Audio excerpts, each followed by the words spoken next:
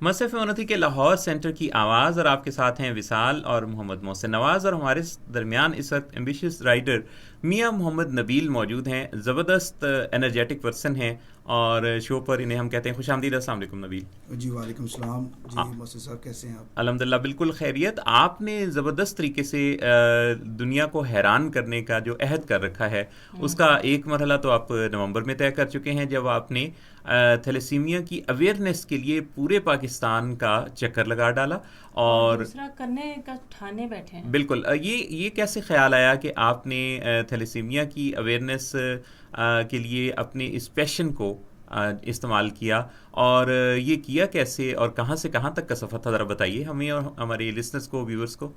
جی سب سے پہلے محسن صاحب بہت شکریہ، آپ نے مجھے انوائٹ کیا. اور میں نے ایکچولی بائک جو ہے وہ میرا پیشن ہے، اور میں چاہتا تھا کہ کوئی ایسا ساتھ کام، اپنے پیشن کے ساتھ کوئی ایسا کام کیا جائے جو سوسائٹی پہ بھی امپیکٹ ڈال سکے. صحیح. تو اس لیے میں نے پھر تھیلیسیمیا کو سلیکٹ کیا، اور جب میں نے اس کے اوپر ورکنگ شروع کی تو میں بہت زیادہ ہی سیریس ہو گیا اس کے اوپر. صحیح. کیونکہ تھیلیسیمیا جو ہے وہ کمپلیٹلی اویئرنیس کے اوپر ہی قابو میں لایا جا سکتا ہے. لوگوں کو اکثر پتہ ہی نہیں چلتا، اور پوری فیملی میں کتنے کتنے لوگ اس کا پیشنٹ ہوتے رہتے ہیں. اور یہ بڑی بات ہے کہ آپ کے پاس ایسا کوئی دیکھنے میں فیملی میں ایسا تھا بھی نہیں، اور آپ نے اس جی الحمدللہ ایسا کوئی پیشنٹ میری فیملی میں نہیں تھا. لیکن جب میں وہاں گیا اور میں نے چھوٹے چھوٹے بچوں کو دیکھا تو میں نے مطلب اللہ تعالیٰ کی طرف سے مجھے ایک فیل ہونا شروع ہو گیا کہ اگر خدا نخواستہ میرا بچہ ہوتا یہاں تو میں کس طرح زمین آسمان ایک کر کے بیٹھا ہوتا، ادھر ادھر بھاگتا.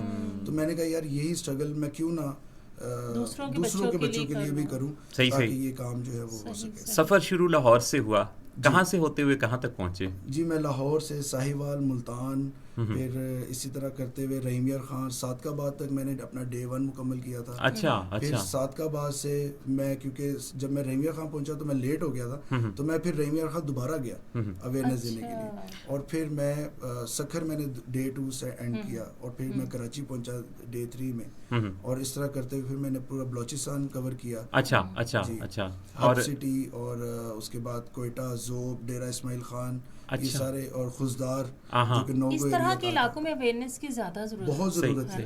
وہاں لوگوں کے، وہاں مریض ایسے تھے لیکن لوگوں کو اس کا نام بھی نہیں پتا کہ یہ مرض کیا ہے. بالکل صحیح. تو یہ 14 دنوں کا آپ نے جو ہے سفر کیا، اور 14 دنوں میں پورے پاکستان کو کور کرتے ہوئے آپ کی ویڈیوز بھی مجھے اتفاق ہوا آپ کے یوٹیوب چینل پہ بھی موجود ہیں، اور آپ کے فیس بک پہ بھی. تو آپ ہر دن کوئی نہ کوئی ویڈیو بھی ریلیز کرتے تھے. جی بالکل. میں نے کوشش کی کہ میں جیسے ایک سینیماگرافک ہوتی ہے، میں نے اس طرح کوشش کی کہ میں اکیلا بندہ تھا. جی. تو میں نے 2-3 کیمراز کے ساتھ ڈفرینٹ، کیونکہ میرا تقریباً ڈیلی کا جو سفر تھا وہ تقریباً 400 سے لے کے 650 کلومیٹر سفر ہوتا تھا. تو اس میں بریک نہیں لگا سکتا تھا، لیکن میں نے پھر بھی کوشش کی کہ میں ویڈیو بھی ساتھ ساتھ بناتا جاؤں، اور ساتھ ساتھ، اور پھر میں نے پوسٹ پروڈکشن میں اس کو ایڈیٹنگ کر کے تو اچھے طریقے سے پریزنٹ کرنے کی کوشش کی. سو ڈیئر فرینڈز، آپ دیکھیں کہ پیشنس تو ہم سب کے ہوتے ہیں، لیکن کسی پیشن کو بامقصد بنا لینا اور اپنے اس مقصد کو لے کے چلنا، اور شوق کے ساتھ کوئی مقصد کا جوڑ دینا، یہ ہم نبیل صاحب سے سیکھ سکتے ہیں. نبیل صاحب یہ بتائیے گا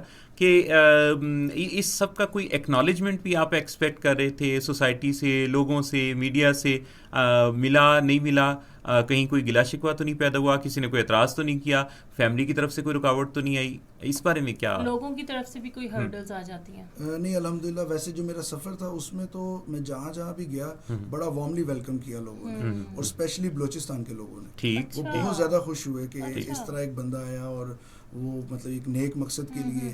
اور ویسے بھی انہوں نے بہت زیادہ، مطلب میں کیونکہ اکیلا گیا تھا تو ایک میسج میرا یہ بھی جا رہا تھا کہ ہمارا ملک اتنا پیسفل ہے کہ ایک اکیلا بندہ بائک پہ جا سکتا ہے. تو خاص طور پہ خزدار کے لوگوں نے مجھے بہت اچھا وارملی ویلکم کیا. اور مزیدار بات یہ کہ خزدار میرے پروگرام میں، مطلب میرا وہاں اسٹے کرنے کا بالکل نہیں تھا، لیکن وہاں مجھے کچھ مطلب میری بائک، میں جب وہاں پہنچا تو مغرب کے بعد میں نے سوچا ہوا تھا کہ میں نے بائک نہیں چلانی، تو میں خزدار میں پہنچا جب مغرب ہوئی تو میں پھر ادھر ہی رک گیا. اچھا مجھے بتائیں، بائک خراب تو نہیں ہوئی اس دوران اونچی نیچی شاہراہوں پر چلتے ہوئے؟ میں آپ کو بتاتا چلوں کہ میری بائک جو ہے 35 سال پرانی بائک تھی.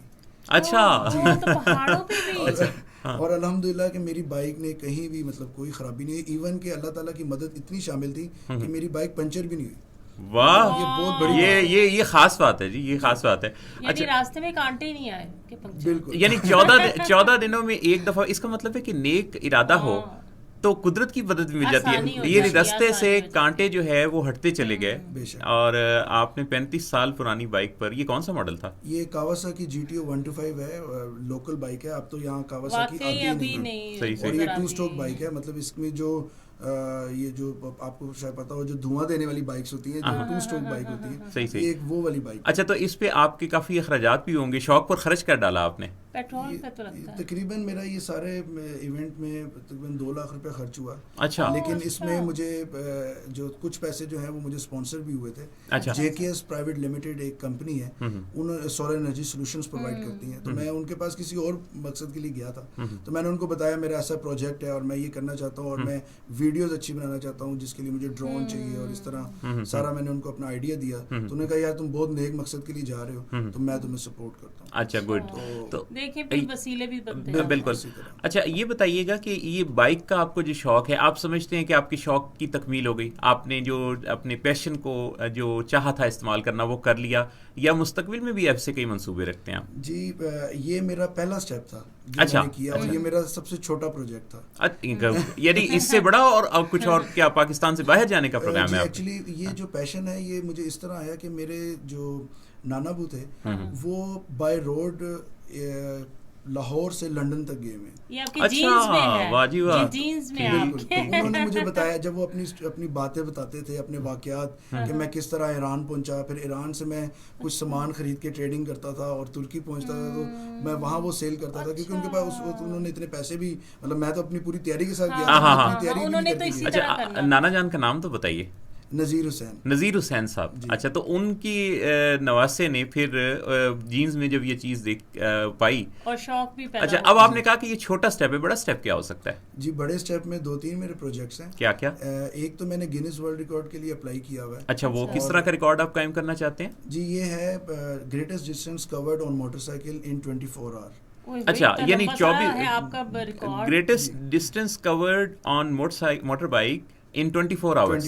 اچھا, یعنی آپ نے 24 hours اپنی بائک چلاتے رہنا. وہ 24 hour میں میکسیمم کس بندے نے کتنا دنیا میں ٹریک کتنا کور کیا, ریکارڈ کیا ہے اب تک؟ جی, اس وقت جو ریکارڈ ہے وہ ہے 3406 کلومیٹر.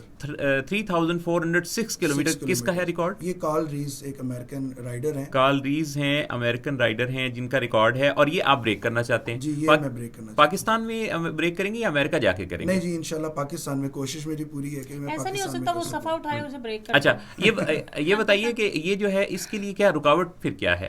24 گھنٹے ہی چاہیے نا, ایک دن آپ کر لیجئے کسی وقت. جی بالکل, لیکن اس کے لیے ایکچولی ایک ہیوی بائک ریکوائرڈ ہے. اچھا, اور ہیوی بائک بھی جو ابھی تک جو میری ریسرچ ہوئی ہے اس میں وہ لوگ کہتے ہیں کہ یہ صرف BMW پہ ہو سکتا ہے. اچھا, یہ 35 ایئرز اولڈ جو آپ کے پاس بائک ہے اس پہ نہیں ہو سکے گا؟ نہیں سر, اس پہ نہیں ہو سکتا. انفارچونیٹلی میں کوشش تو پوری کرنا چاہتا ہوں اس پہ, لیکن اس پہ نہیں ہو سکتا. کیونکہ وہ ہیوی بائک چاہیے تقریباً 1600 cc. اچھا جی, ٹھیک ٹھیک. اس کے لیے میں کوشش کر رہا ہوں کہ کوئی اسپانسر مل جائے, کوئی مجھے بس ایک دن کے لیے دے, میں کام کر لوں, وہ واپس لے لے. صحیح, اور اس کو اسپانسرڈ بائی فلاں بھی لکھ دیا جائے, ہے نا. اچھا, یہ بتائیں تو یہ اس میں پھر کوئی رکاوٹ, ایک تو بائک کی اویلیبلٹی ہے, اور جی دوسرا جو سب سے بڑا جو رکاوٹ ہے وہ یہ ہے کہ یہ نا ایک ٹریک میں ہوگا, کیونکہ یہ پورا ایک ایویڈنس چاہیے ہوں گے, لوگ اوپنلی پبلک آ کے دیکھے اس چیز کو, اور وہ ایک لاگ بک بنے گی, اور پھر یہ جتنا بھی ٹریک ہے اس میں کیمریز لگے ہونے چاہیے کہ میں کبھی بھی کیمرے سے ادھر ادھر نہ ہو سکوں. یہ نہیں ہے کہ آپ کہیں آرام کر رہے ہو, کہہ رہے ہو 3 گھنٹے چلا رہا تھا. میں بائک پہ, کیونکہ ایک GPS سسٹم لگا ہوگا, میں بائک پہ روک کے گاڑی پہ آگے چلا جاؤں اگر میں دور جا رہا ہوں, تو وہ نہیں کور نہیں ہو سکتا. تو یہ آپ نے تہیہ کیا ہوا ہے کہ آپ نے اپنے بائک کے ذریعے کچھ نہ کچھ تہلکہ مچاتے رہنا ہے. جی, یہی میری سوچ ہے, اور میں چاہتا ہوں کہ اپنا اس کام کرنے کے ساتھ ساتھ میں تھیلیسیمیا کی, مطلب میرا آبجیکٹو تھیلیسیمیا ہے, میں چاہتا ہوں کہ پاکستان سے تھیلیسیمیا جو ہے وہ ختم ہو جائے.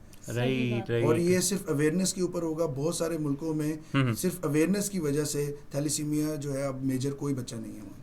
آپ ایک زبردست مثال ہیں تمام پاکستانیوں کے لیے, کیونکہ ہر شخص کا اپنا شوق ہوتا ہے, لیکن اس شوق کی تکمیل کرنا, وہ اپنے آپ کو پروجیکٹ کرنا ہوتا ہے, اپنا کوئی برانڈ اسٹیبلش کرنا, لیکن آپ نے اس کا بھی ایک مقصد, اور اس کی خاص بات یہ بھی ہے کہ تھیلیسیمیا یا کسی بھی ایسی اویئرنیس کی کمپین کا حصہ وہ لوگ بنتے ہیں جن کو کوئی ایکسپیرینس ہوا ہوتا ہے, کوئی فیملی ایکسپیرینس, کوئی ان کے ساتھ ایسی گزری ہوتی ہے, کیونکہ جس تن لاگی ہوتی ہے سو تن ہی جانتا ہے.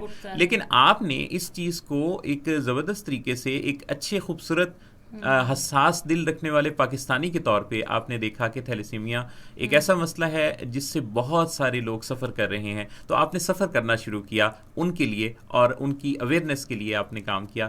میاں محمد نبیل، آپ اور آپ بڑی مثالی شخصیت ہیں. بہت شکریہ سر، تھینک یو. میں بہت شکر گزار ہوں آپ کا، اور میرا خیال ہے کہ ہمارے جو جتنے بھی لوگوں نے یہ گفتگو دیکھی سنی ان کے لیے اس میں بہت زبردست لرننگ ہے. آپ یہ گینیز بک میں اپنا ریکارڈ قائم کر کے آئیں اور پھر ہم اپنے سننے والوں کو بتائیں گے کہ یہ ہے وہ جو کہہ کے گئے تھے. بالکل، جو کہتے ہیں وہ کر کے دکھاتے ہیں. بہت شکریہ، میں پوری کوشش کروں گا جی ہو سکے. شور، انشاءاللہ.